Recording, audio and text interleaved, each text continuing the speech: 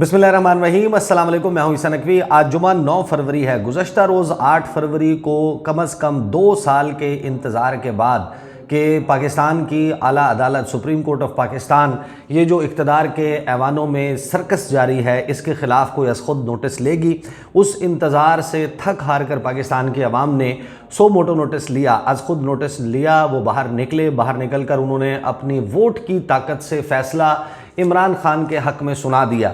Independent candidates की तादाद इस वक्त भी सबसे ज़्यादा है, लेकिन अब उस अवामी मैंडेट को ओवरटर्न करने के लिए जो कुछ जारी है उसके हवाले से कुछ बहुत ही अहम तफसीलात इस वीडियो में मैं आपके सामने रखूँगा। आपसे थोड़ी देर पहले मियाँ मोहम्मद नवाज शरीफ ने एक तकरीर की है। बहुत सारे लोग अभी ये समझने की कोशिश कर रहे हैं कि ये विक्ट्री स्पीच थी या अपनी शिकस्त का एतराफ़ करने की तकरीर थी। नवाज शरीफ ने इसमें एक दावा किया है। वो दावा है कि हुकूमत दो कम अज़ कम जगह हैं जहाँ पर उन्होंने हुकूमत बनाने का दावा किया। एक मरकज़ यानी कि वफाकी हुकूमत वज़ीर आज़म बनाने का और हुकूमत साजी का मरकज़ में उन्होंने दावा किया है, और दूसरा दावा है कि पंजाब में भी वो हुकूमत बनाने जा रहे हैं। लेकिन जैसे ही उन्होंने ये दावा किया उसके 1 घंटे के अंदर अंदर नवाज शरीफ को पहला बड़ा सरप्राइज़ मिल गया है। ये सरप्राइज़ क्या है और अगले 24 से 48 घंटे कितने अहम हैं। 3 मुलाकातों के चर्चे हैं। वो मुलाकातें कौन सी हैं, उनमें क्या कुछ होने जा रहा है, ड्राइंग रूम्स में इस वक्त क्या चल रहा है, इसके हवाले से मैं आपके सामने कुछ चीज़ें रख देता हूं। और सबसे बड़ी खबर जो है, 1 से 2 खबरें ऐसी हैं जो बहुत बड़ी आ सकती हैं, बड़ी सरप्राइजिंग हो सकती हैं। अगले 24 घंटे इसके हवाले से बहुत अहम है। इनके ऊपर ज़रा हम बात कर लेते हैं, मंजरनामा देखते हैं शहर इक़्तिदार का। दावे किस किस्म के चल रहे हैं उसके बारे में भी मैं आपको बताता हूँ। पहले ज़रा आ जाते हैं कि नवाज शरीफ साहब ने कहा क्या। उन्होंने जो खिताब किया गुज़श्ता रोज़ सब ने देखा, उनकी आंखों में परेशानी, चेहरे पर वीरानी। लगता ये था कि जैसे आपकी ख्वाहिशात का चमन उजड़ चुका है, और वो उस उजड़े हुए चमन की दास्तान रकम थी। नवाज शरीफ के चेहरे के ऊपर सलवटें संगीन होती हुई, गहरी होती हुई आपने देखी होंगी। मास्क जो है वो लबों से ऊपर था और नाक से नीचे था। मरीम नवाज साहिबा की जो मॉडल टाउन जो जहाँ पर इलेक्शन सेल बनाया गया था वहाँ से आने वाली फुटेज वो दास्तान सुना रही थी। लेकिन आज उसके बाद कुछ बड़ी तब्दीली आई। रात आपने देखा कि जब इलेक्शन रिजल्ट्स ऑन ग्राउंड हर शख्स रिपोर्ट कर रहा था, हर टीवी चैनल की स्क्रीन के ऊपर नून लीग के शिकस्त का ऐलान हो रहा था, उसके बाद अचानक रिजल्ट्स जो हैं वो आने का सिलसिला थमा। 4 से 5 घंटे, 6 घंटे की ब्रेक। नून लीग किसी के साथ राब्ते में नहीं थी। पहला शख्स जो किसी के साथ राब्ते में आया मुस्लिम लीग नून की तरफ से on the record, on screen. वैसे तो बहुत सारे लोग बहुत से सहाफ़ियों के साथ राब्ते में थे और वो ये कह रहे थे कि झाड़ू फिर गया है, हमारा मुकम्मल सफाया हो गया, हमारे पल्ले कख नहीं रहा। और अंदाज़ा ये लगाया जा रहा था कि अब कौन जो है वो किस फ़्लाइट के ज़रिए, कोई कमर्शियल फ़्लाइट इस्तेमाल की जाएगी, चार्टर्ड तैयारा किया जाएगा, और कौन कौन सा शख्स जो है वो वतन छोड़कर अपने ठिकाने में लंदन जो है वो मुंतकिल हो जाएगा। लेकिन फिर कुछ तब्दीलियाँ होती हैं मंजरनामे पर, और एहसन इकबाल साहब जलवा अफरोज़ होते हैं जियो टेलीविज़न की स्क्रीन पर, और वहाँ पर वो कहते हैं कि अभी तो 8-10% रिजल्ट आए हैं, उसकी बुनियाद पर आप कैसे प्रेडिक्ट कर रहे हैं। 50% से ऊपर जब मामला चला जाता है तब ट्रेंड जो है उसको प्रेडिक्ट किया जा सकता है। ये जिस वक्त उन्होंने गुफ्तगू की उसके बाद मरियम औरंगज़ेब आई और उन्होंने चढ़ाई कर दी शाहज़ेब खानज़ादा समेत तमाम जो उनका पैनल था और दीगर टीवी चैनल्स के ऊपर। अचानक नून लीग को कहीं से कॉन्फिडेंस मिला, और उस कॉन्फिडेंस के बाद आज जो है वो दिन में खबर आई कि तैयारियां हो रही हैं मॉडल टाउन सेक्रेटेरिएट में और नवाज शरीफ विक्ट्री स्पीच करने वाले हैं। और फिर बड़े तवील इंतज़ार के बाद अताउल्लाह तारड़ जो है वो खड़े हुए आपको स्टेज पर नजर आए, और अताउल्लाह तारड़ ने नारे लगवाए वज़ीर आज़म नवाज शरीफ। अब वज़ीर आज़म नवाज शरीफ के नारे जब नून लीग के स्टेज से आवाम नीचे खड़े होकर लगा रही हो तो वो उनकी ख्वाहिश हो सकती है। जिस वक्त अताउल्लाह तारड़ खड़े होकर स्टेज पर ये नारा लगाएंगे, इसका मतलब यह है कि नून लीग के जहन में यह है कि नवाज शरीफ ने वज़ीर आज़म बनना है। फिर नवाज शरीफ सामने आते हैं। अब उस चेहरे के ऊपर सबको मालूम है कि कितनी मसनूई मुस्कुराहट सजी हुई थी। शहबाज शरीफ जो है वो ज़्यादा खुश नज़र आ रहे थे। उनको शायद अब ये लग रहा है कि क़ुरा जो है वो एक मरतबा फिर उनके नाम इस जोड़ तोड़ और पकड़ धकड़ 11 में उनके नाम निकल सकता है। और जो आप देख सकते हैं आने वाले वक्त में वो PDM 2.0 या 2.0 जो है वो एक नया version of Pakistan democratic movement और उसकी इत्तेहादी हुकूमत का आ सकता है। इसमें कुछ एस्पेक्ट्स हैं दीगर जो मैं आपके सामने रखूँगा आने वाली वीडियोज़ में कि क्या कुछ पसे पर्दा चल रहा है और इस बंदर बांट में इक़्तिदार की क्या आप तवक्को रख सकते हैं। मरियम नवाज़ साहिबा जो है वो उनके दाएं जानिब मौजूद थी। और आप हैरान होंगे इस तकरीर में जिस वक्त वो गुफ्तगू कर रहे थे नवाज़ शरीफ साहब, उनकी हवास बाख्तगी का आलम ये है, उनके हवाइयाँ उड़ने का ये आलम है कि अपनी बेटी मरियम नवाज़ साहिबा का नाम वो दुरुस्त तरीके से नहीं बता सके। उन्होंने कहा मेरे दाएं जानिब आप ये देख रहे हैं कि मरियम औरंगज़ेब भी मौजूद है। मरियम औरंगज़ेब ज़रूर मौजूद थी उस वक्त स्टेज के ऊपर, लेकिन वो बाएं जानिब शहबाज शरीफ से भी दूसरी तरफ खड़ी हुई थी। और मरियम औरंगज़ेब का तारुफ अपनी बेटी के तौर पर अपने राइट साइड के ऊपर इशारा करते हुए उन्होंने करवाया, और उसके बाद उसको करेक्ट भी नहीं किया उन्होंने। और फिर वो उन्होंने तकरीर स्टार्ट की। तकरीर में क्या कुछ कहा, क्या दावा किया, और दावे के बाद सरप्राइज़ क्या मिला। 3 मुलाकातें आ जाते हैं one by one. Nawaz Sharif साहब ने पहले तो अपने सामने मौजूद लोगों को देखकर उन्होंने वैसे ये भी बड़ी एक हैरानी की बात है कि आपको जब मैदान में इतनी बदतरीन शिकस्त हो जाए उसके बाद ये वाला कॉन्फिडेंस आप कहाँ से लेकर आते हैं। बहरहाल नवाज़ शरीफ साहब ने आवाम की तरफ देख कर वेव किया, उनको आई लव यू टू बोला, और फिर कहा मैं ज़रा संजीदा बातें करना चाहता हूँ। उन्होंने कहा कि मैं आपकी आंखों में चमक देख रहा हूँ, चमक नज़र आ रही है मुझे। मियाँ साहब को बड़ी दूर से उनको चमक नज़र आ रही थी। फिर उन्होंने कहा कि पाकिस्तान ज़ख्मी है, इसके ज़ख्म जो है वो भरेंगे, रोशन नज़र आती हैं मुझे आपकी आंखें, तब्दीली आनी चाहिए। उन्होंने अपने हवाले से ये दावा किया कि हम सिंगल लार्जेस्ट पार्टी हैं अल्हम्दुलिल्लाह। पार्टी पोजीशन इस वक्त जब मैं ये वीडियो रिकॉर्ड कर रहा हूँ तकरीबन रात के 9:30 है, 9:30 बजे तक 9 फरवरी को ऑफिशियल जो पोजीशन पार्टी पोजीशन या फिगर्स आए हैं उसमें सबसे ज़्यादा 92 आज़ाद उम्मीदवार कामयाब हो चुके हैं इन इलेक्शंस में। That is the biggest figure जो हमारे पास अवेलेबल है। और उसके बाद अगर सियासी जमात की वाबस्तगी के हवाले से देखा जाए तो मुस्लिम लीग नून ऑफिशियल फिगर, जो चैलेंज होंगे तब्दीली हो सकती है, कुछ कोई हो सकता है कि सुप्रीम कोर्ट से, लाहौर हाई कोर्ट से, इस्लामाबाद हाई कोर्ट से कुछ डिसीजंस, कुछ हलकों के नताइज उनको रोक दिया जाए और फिर उसमें कुछ तब्दीलियां हो जाएं। ये तो खैर आने वाले वक्त की बात है। सलमान अकरम राजा साहब जिस तरीके से उनका हलके का रिज़ल्ट जो है वो जारी करने से रोक दिया गया है, अली बाकर नजफ़ी के पास उन्होंने जो है वो उनको अप्रोच किया था लाहौर हाई कोर्ट को, वहाँ से आरओ को भी तलब कर लिया गया, नताइज रोक दिए गए। अब वहाँ पर क्या होता है, दीगर बहुत सारे हलकों में ऐसी पोजीशन है। उसके बाद है खैर मुस्लिम लीग नवाज़ 62 सीटों के साथ, पाकिस्तान पीपल्स पार्टी 50 क्रॉस कर गई है, 50 से ज़ायद जो है वो नशस्तें उनके पास हो चुकी हैं। एमकेएम भी जो है वो 10 के ऊपर खड़ी है। आईपीपी जो है वो इस्तेकाम पाकिस्तान पार्टी, जिन्होंने पता नहीं कौन से वाला वो अमीर तरीन, जहांगीर तरीन, ताकतवर तरीन अलीम खान, और ये जो जिनके बारे में कहा जाता था उनके बहरहाल दो नशस्तें हैं, जिसके बारे में ये भी कहा जा रहा है कि ये दो नशस्तें भी जो हैं वो मांगे की हैं।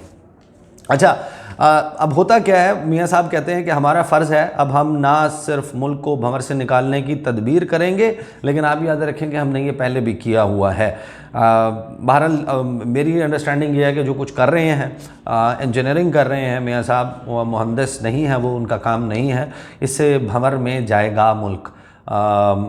खुदा का नाम लें, होश के नाखुन लें, और इसमें अब शायद नेशनल डायलॉग की, ग्रैंड नेशनल डायलॉग की भी ज़रूरत है, और जिनको मैंडेट मिला है उसका एहतराम करने की भी ज़रूरत है। बहरहाल मियाँ साहब कहते हैं कि हम तमाम जमातों के मैंडेट का एहतराम करते हैं, चाहे कोई जमात है चाहे कोई फ़र्द वाहिद है, यानी कि जो इंडिपेंडेंट उम्मीदवार मुंतखब हुए हैं उनके मैंडेट का भी एहतराम करते हैं। हमारा एजेंडा खुशहाल पाकिस्तान है, सबको हमारा ट्रैक रिकॉर्ड मालूम है। आज हमें मैंडेट मिला है, तमाम जमातें मिलकर बैठें, बार बार इंतखाबात के मुतहम्मिल नहीं हो सकते।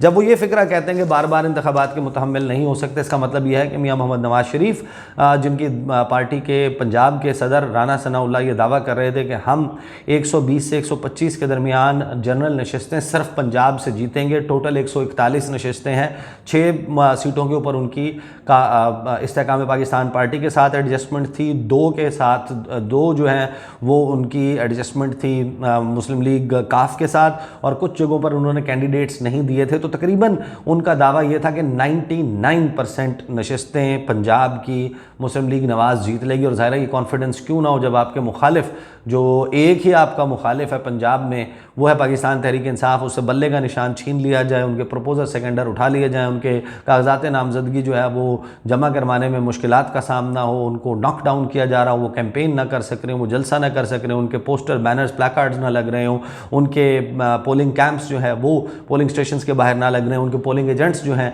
वो उनको हरासगी का सामना हो, तो फिर जाहिर है कि ये कॉन्फिडेंस तो आता है। लेकिन मियाँ साहब की जमात जो है वो जिस वक्त 62 के हिंदसे के ऊपर, खैर जब ये गुफ्तगू कर रहे थे ये 62 बाद में हुआ है, उस वक्त 58 नशिस्तें जो हैं वो जीत चुकी थी पाकिस्तान मुस्लिम लीग नवाज़ ऑफिशियली, और उसमें उनका कॉन्फिडेंस ये था कि हम हुकूमत भी बनाने जा रहे हैं, और साथ उन्होंने कहा कि बार बार इंतखाबात के मुतहम्मिल नहीं हो सकते। तो गोया मियाँ मोहम्मद नवाज शरीफ अब वो शख्स हैं जिन्होंने इन इंतखाबात को फ्री फेयर ट्रांसपेरेंट मान लिया है और इसको कबूल कर लिया है कि, और ये कह दिया है कि इंतखाबात जो हैं वो बार बार उसके मुतहम्मिल नहीं हो सकते। उन्होंने कहीं किसी इंतखाबी बेज़ाब्तगी का तज़किरा नहीं किया, उन्होंने ये नहीं कहा कि इलेक्शन जो हैं वो दुरुस्त तरीके से नहीं हुए। तो मियाँ साहब ने भरपूर एतमाद का इजहार किया है साल 2024 फरवरी 8 को होने वाले इलेक्शंस पर।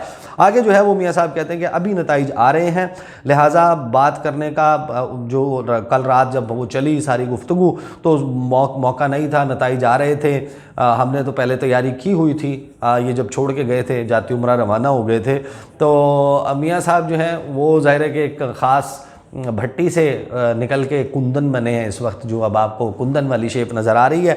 वो कहते हैं सबकी जिम्मेदारी है, सिर्फ नून लीग का पाकिस्तान नहीं है, सबका पाकिस्तान नहीं है, हम लड़ना नहीं चाहते, जो हमसे लड़ना चाहते हैं हम उनसे लड़ना नहीं चाहते।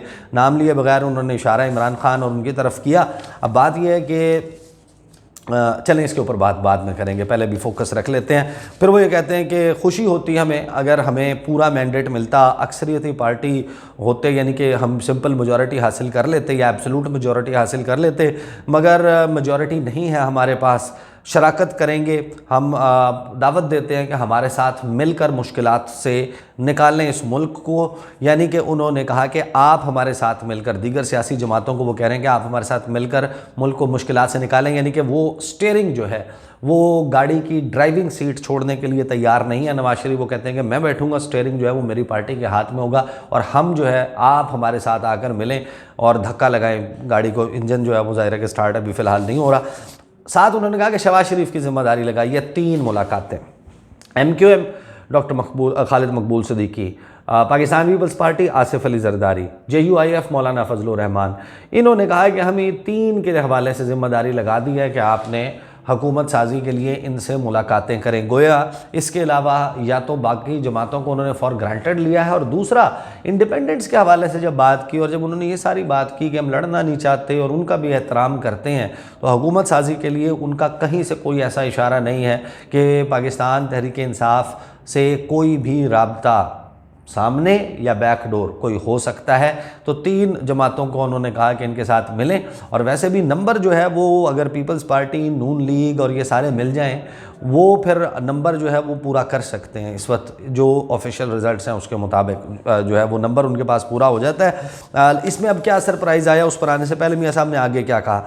उन्होंने कहा बिजली का बिल बोझ महसूस नहीं होना चाहिए, पेट्रोल गैस का बिल, बच्चों की फ़ीस ये ठीक हो जाएगी, इंशाल्लाह रोशनियाँ लौटेंगी, बदअमनी का खात्मा होगा, बेरोज़गारी का खात्मा होगा, गरीब का चूल्हा जलेगा, सुख का सांस मिलेगा, हमसाया ममालिक के साथ ताल्लुकात बेहतर करेंगे। बोलो ये एजेंडा मंजूर है।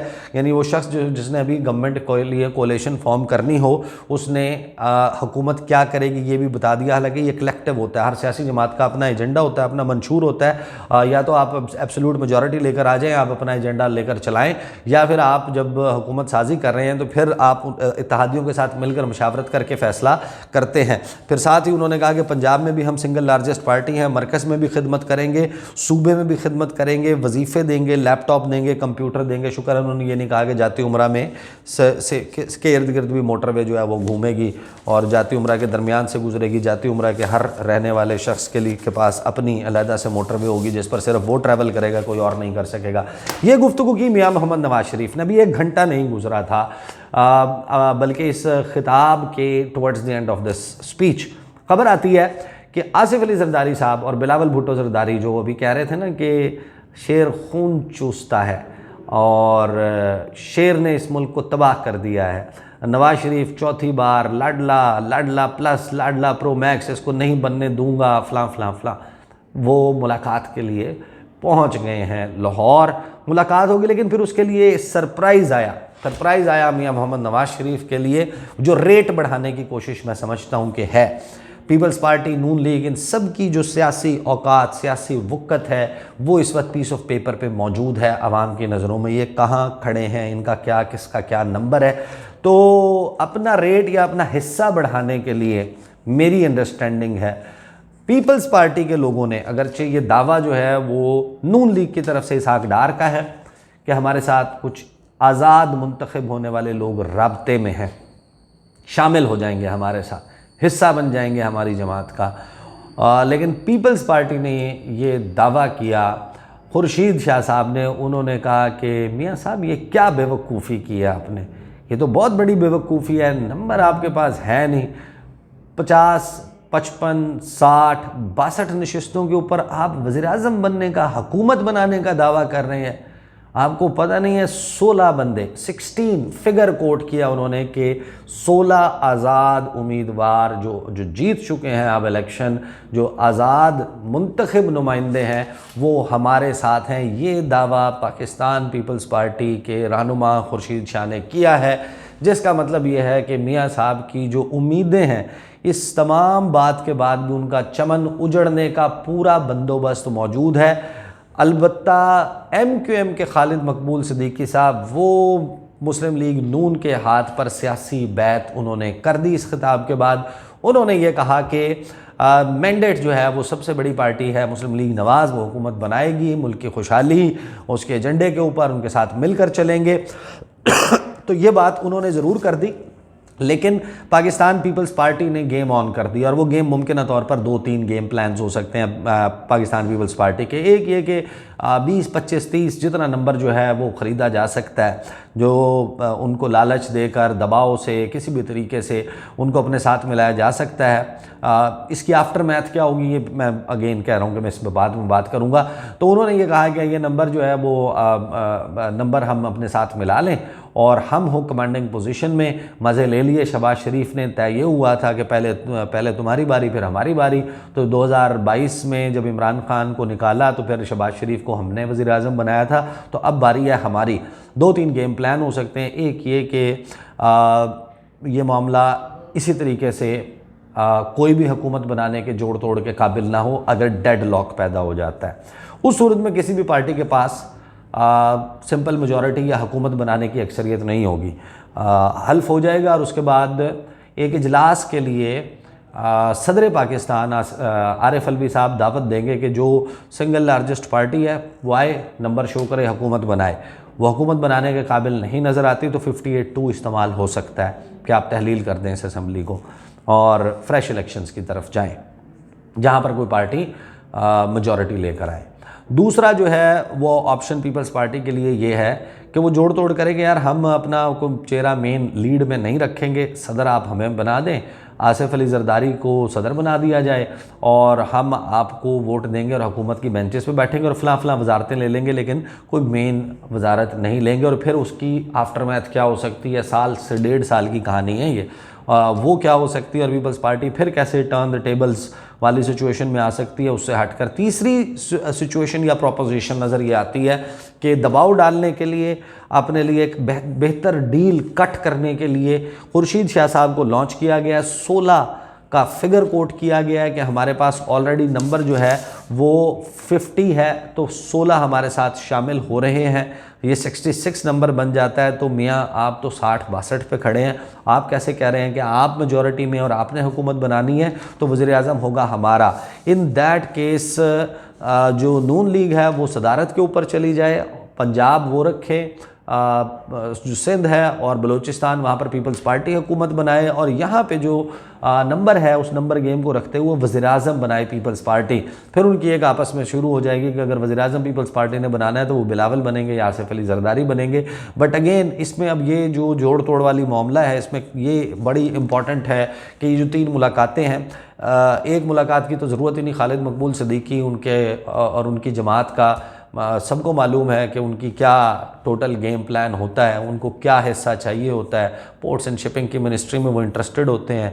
एक दो और महकमे हैं जिसमें वो इंटरेस्टेड होते हैं कि ये हमारे पास रहें। कराची के हवाले से उन्हें कुछ कमिटमेंट्स चाहिए होती हैं, कुछ हैदराबाद के हवाले से, और वो बेसिकली वसाइल और उस सारे मामले पर है। ये बाकी सारी कहानी है कि हमने आईनी इस्लाहात करनी है, फ़लाँ करना है, फ़लाँ करना है, वो तो है न नौमन तेल होगा ना राधा नाचेगी।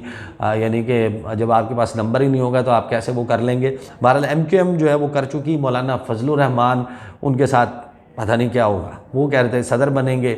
अब उनके पास नंबर जो है या उनकी जो इस वक्त वो है, वो तो हो सकता है कि खैबर पख्तूनख्वा में तो कोई चांस ही नहीं है।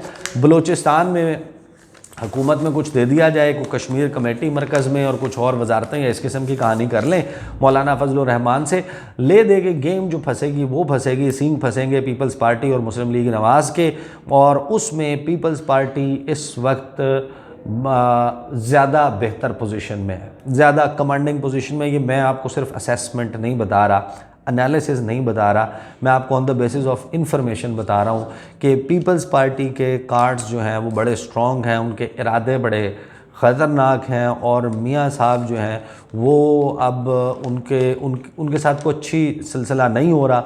और जिस हुकूमत की तरफ वो बढ़ रहे हैं उस हुकूमत में अवामी सतह के ऊपर, वैसे तो अभी आपका जो पीपल्स वर्डिक्ट है वो आपको नज़र आ रहा है कि डेसिमेट जिस जमात को करना था और बज़ाहिर कर दिया था, दावे किए जा रहे थे, उस जमात के लीडर्स की बात नहीं कर रहा, उस जमात के फॉलोअर्स ने मुस्लिम लीग नवाज़ को डेसिमेट कर दिया, उसको तबाह कर दिया पॉलिटिकल एरेना में। अब इसकी आफ्टर मैथ बड़ी इंटरेस्टिंग होने वाली है। ये जो मुलाकातें हैं, इन मुलाकातों में अब ख़बर जो बड़ी आ सकती हैं 2 से 3, वो जिनका इंतज़ार है। एक ये कि प्राइम मिनिस्टीरियल कैंडिडेट कौन होगा, लीड कौन करेगा, बिलावल का नाम आएगा या शहबाज शरीफ का नाम आएगा मरकज़ के लिए। सूबे के लिए अब नज़र यही आ रहा है कि नाम होगा मरियम नवाज़ का। मैं ये सारे वो बता रहा हूँ जो प्लान्स हैं, इसमें ये फैक्टर जहन में रखिएगा कि ये इलेक्शंस, इनकी इंटरनेशनल लोकल लेजिटिमेसी, अदालतों में आईनी कानूनी सतह के ऊपर ये कितना रह सकती हैं, ठहर सकती नहीं ठहर सकती, ये मामला अलहदा है। लेकिन अब जो सरप्राइजिंग चीज़ हो सकती है वो ये कि प्राइम मिनिस्टीरियल कैंडिडेट और चीफ मिनिस्टर का कैंडिडेट कौन होगा, कौन हो सकता है इन अ शॉर्ट टाइम। मेरी अभी यहाँ पर ABN में हमारी ट्रांसमिशन जारी है तो मैं उसमें मसरूफ़ होऊंगा। कुछ बहुत ही अहम डेवलपमेंट्स चल रही हैं, उनके हवाले से इंशाल्लाह गुफ्तगू करामत मुग़ल साहब के साथ मिलकर जो है वो लेटर हाफ में होगी, और रात में भी इंतज़ार कीजिएगा, अर्ली मॉर्निंग भी कुछ बहुत ही अहम चीज़ें हैं उनके साथ हाजिर होऊंगा। अब तक के लिए इतना ही, मुझे इजाज़त दीजिए। अल्लाह हाफ़िज़।